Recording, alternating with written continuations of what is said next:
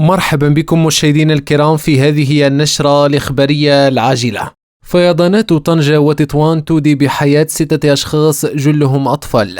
وفي التفاصيل، خلفت الأمطار الغزيرة التي شهدتها مدينة طنجة وتطوان ليلة السبت حصيلة ثقيلة من الخسائر البشرية والمادية، بعدما تحولت التساقطات القوية إلى سيول جارفة اجتاحت أحياء سكنية وقطعت الطرق الرئيسية، ورفعت منسوب المياه في عدد من الأودية داخل وخارج المدار الحضري للمدينتين وضواحيهما.